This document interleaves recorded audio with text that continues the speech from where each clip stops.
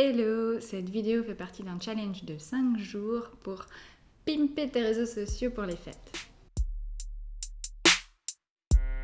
Si tu n'as pas vu les premières, je t'invite à le faire, comme ça on fait les choses dans l'ordre.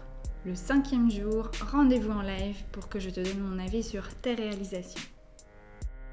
Maintenant que tu as ton moodboard d'un côté, que tu sais un peu vers quoi tu veux aller niveau ambiance visuelle, et que de l'autre côté, d'un point de vue technique, tu as tes références couleurs et le nom de tes typographies, c'est parti pour la création.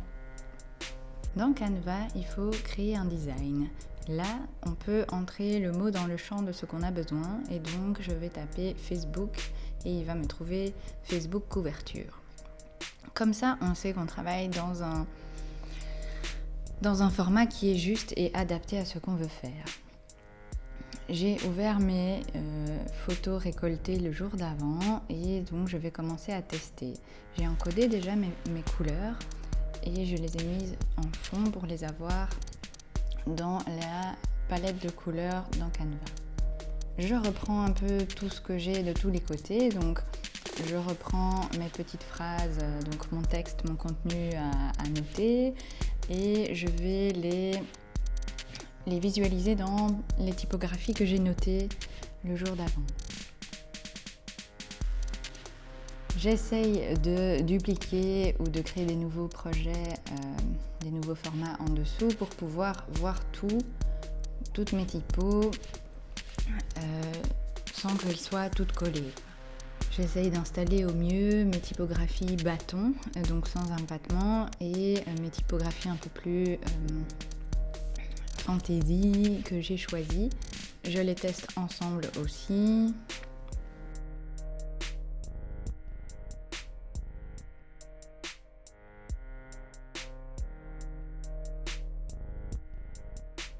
Voilà, dans Canva, on peut aller chercher des petits, ils appellent ça des stickers. Dans les éléments, on peut aller chercher des stickers et ça va être animé. Alors il faut les utiliser parcimonie, hein. Il ne faut pas en mettre partout dans tous les recoins, mais voilà, il y a moyen d'aller fouiller dans Canva. C'est mieux de mettre des mots-clés avec un peu ce qu'on cherche, comme ça il va nous montrer que ce qu'on veut. Voilà, je continue un peu avec mes typographies. Aussi, mettre la typographie sur le visuel dont on a besoin, c'est important pour voir s'ils fonctionnent bien ensemble. Alors, en les voyant, parfois, je me dis « ouais, non, ok, pas celle-là » et directement, je l'élimine.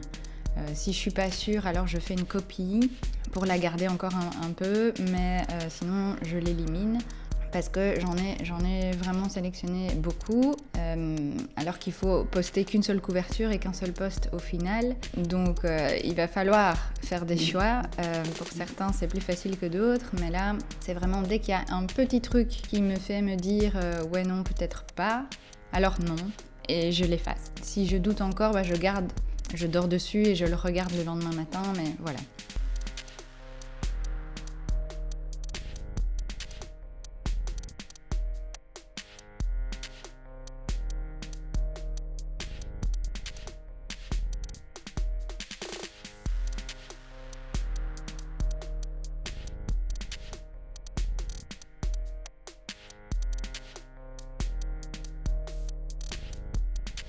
Celles qui sont assez similaires, je les mets côte à côte et je vois laquelle je préfère.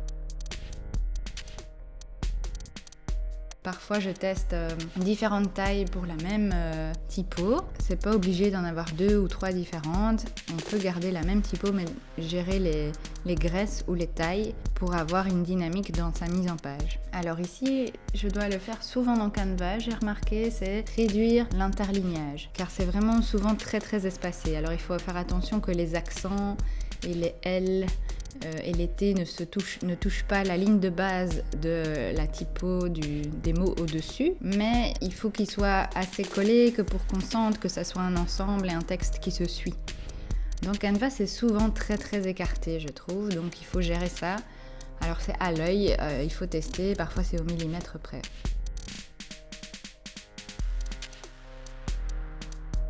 Voilà le genre de pull très kitsch de Noël. Pour faire mes visuels sur le thème Noël kitsch, pourquoi pas partir de ça.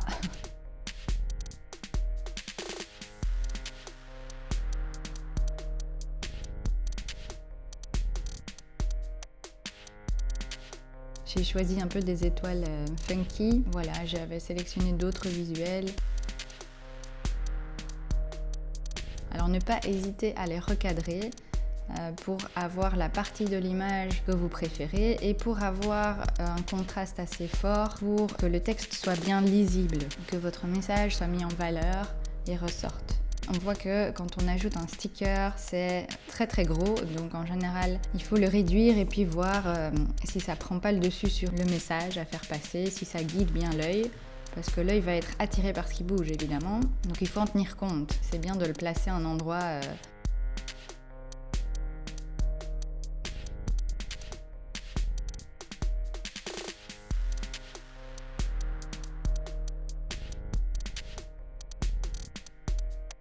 Voilà, là clairement j'aimais pas le visage de cette nana, un peu trop maquillée, je voulais juste son pull. Et donc oui, on recadre la photo, on prend exactement ce qu'on a besoin. On peut le faire quoi, on n'est pas coincé dans la photo entière qu'on a choisie. Vraiment, il faut l'adapter à son message, l'adapter au format final, l'adapter à sa mise en page, au texte, à la typographie qui va venir dessus.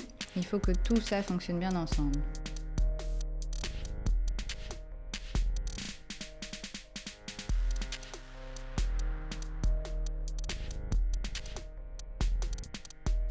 Là, la typographie n'était pas très lisible sur le fond de forêt et donc j'ai décidé de mettre un bloc coloré derrière et de réduire son opacité pour quand même apercevoir la forêt derrière.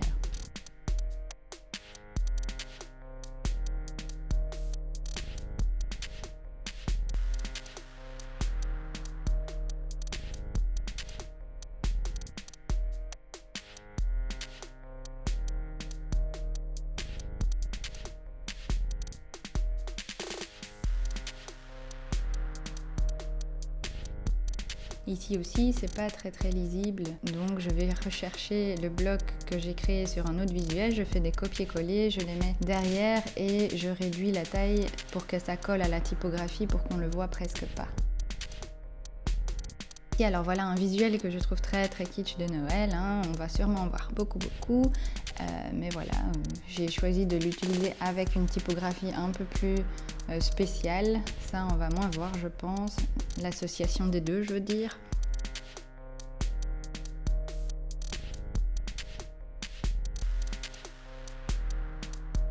Il y a certains stickers qu'on peut modifier de couleur, d'autres pas. Ça c'est voilà, au cas par cas. Si on tombe sur un mais qu'on ne peut pas changer les couleurs et que ça ne donne pas bien, alors il vaut mieux l'éliminer tout de suite pour pas se faire trop de faux espoirs. Alors ici, je suis tombée sur ce sticker de petites chaussettes avec des plantes. Je trouve vraiment ça très mignon et il a un caractère vraiment illustré. Mais j'avais pas de typographie que j'avais sélectionnée qui matchait bien avec cet illu-là. Donc j'ai pris un peu de temps pour chercher, l'une à côté de l'autre, quoi. La typo à côté de l'illustration pour être sûr que c'est le même genre de trait, car si on prend un trait qui n'est pas pareil, alors ça va dénoter. Il y aura quelque chose qu'on va sentir à l'œil qui n'est pas un ensemble, qui n'est pas une petite famille, qui n'a pas été pensé pour.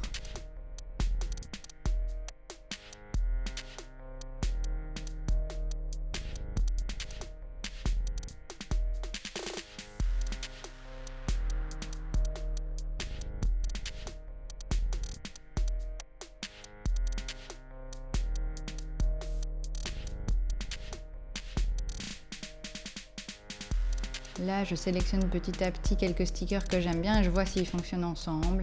Si typiquement, il y en a 2, 3 différents, et ben, je vais juste en prendre 2 pour avoir 2 couleurs et les dupliquer, les rétrécir, les mettre dans l'autre sens et me faire une guirlande. Donc les stickers qui sont à disposition, parfois vous pouvez les associer, vous pouvez grouper des choses dans Canva et donc les bouger ensemble par la suite.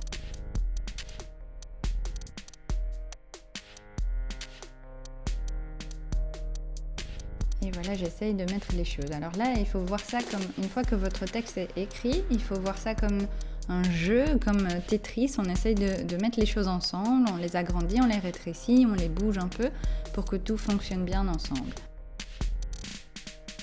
Ce qui n'est pas possible à faire dans Canva, mais qui est dispo dans des programmes adaptés à la mise en page, c'est de mettre des repères.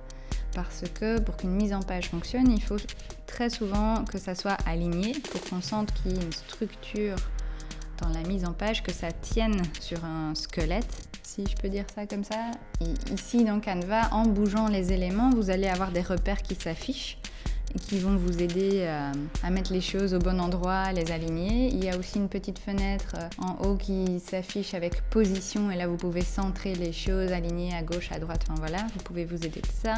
Voilà, on voit parfois les repères roses qui s'affichent, il faut s'en servir parce qu'on n'a pas moyen d'en mettre autrement pour qu'ils restent fixes tout le temps.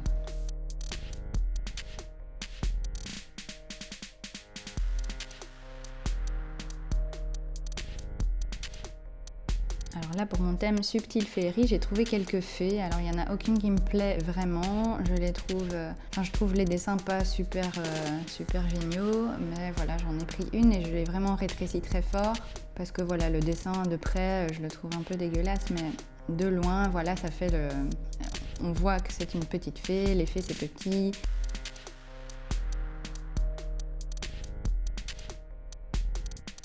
Ici, je me sers de la photo, il y avait une marque sur la boîte, je n'ai pas besoin de la marque, j'avais juste envie qu'on voit que ce soit une boîte ouverte et donc je vais recadrer l'image pour avoir ce dont j'ai besoin.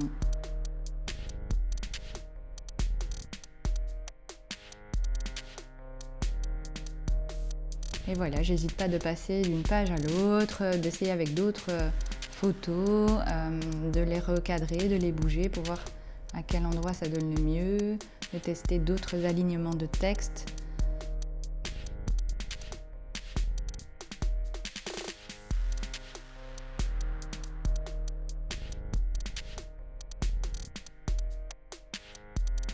Alors, si on part d'un élément Canva qu'on avait sauvegardé, on peut l'ouvrir. Ce sera peut-être pas une couverture Facebook, donc pas au bon format, mais on peut aller copier-coller de l'un à l'autre et ensuite retravailler, redimensionner, changer les couleurs, changer les typos. Ici, j'ai carrément changé la couleur et la typo, mais j'ai gardé l'idée du bloc en fond et du cadre avec les petites illustrations de plantes.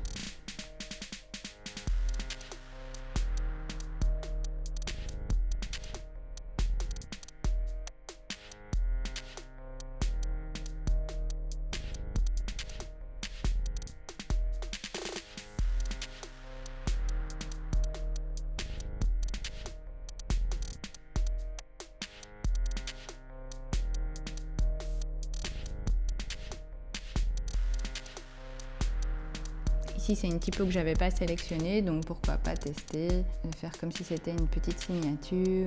Je vais reprendre une de mes typographies sélectionnées. Voilà, toujours bien alignée. Cette mise en page me fait penser à une autre.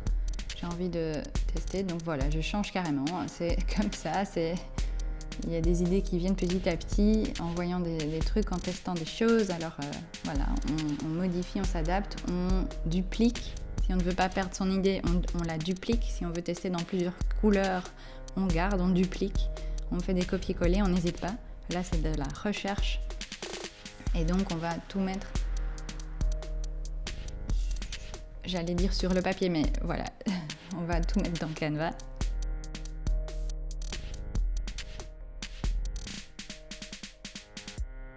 Voilà, là, gérer l'interlignage.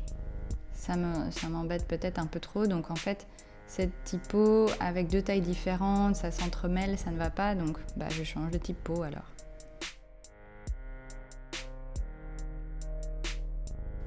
Voilà, on va exporter. On peut donc aller appuyer sur télécharger et sélectionner la page qu'on veut. On peut l'exporter en vidéo, en JPEG si c'est pas animé, en PNG, il y a plein de formats disponibles pour que vous puissiez les télécharger sur votre ordinateur. Comme tu l'as vu, on peut chercher et tester plein de choses dans tous les sens. Donc, un petit conseil, une fois que t'en as marre, tu peux dormir dessus ou ne pas le regarder quelques heures et revenir ensuite avec un nouveau regard sur ton travail. Au plus il y a de versions, au plus ça va être difficile pour toi de faire un choix. Donc dès que tu peux éliminer quelque chose, fais-le.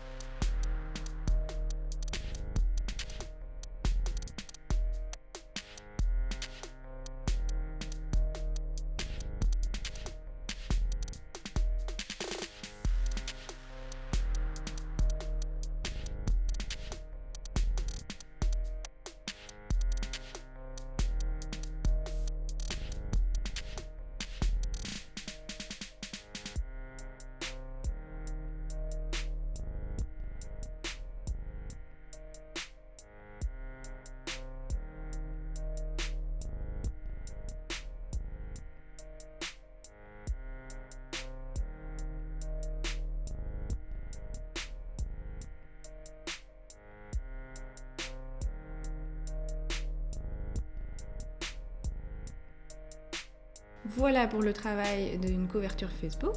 N'hésite pas à m'envoyer tes projets, même si c'est pas terminé. Explique-moi un peu si c'était plutôt de la déco ou s'il y a vraiment un message à faire passer dedans. Je te dis à demain.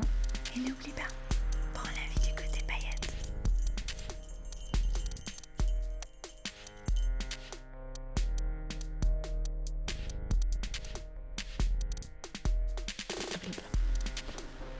Oui, ce sont des bonbons à mes oreilles. Ah là là là là là là. Alors, fini la vidéo. Tchouk tchouk.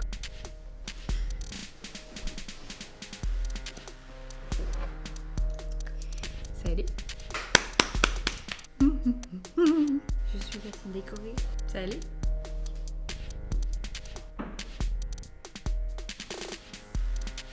Pour ta réalisation. Au plus tu as de choix, au plus c'est difficile de faire un choix pour de nouvelles aventures.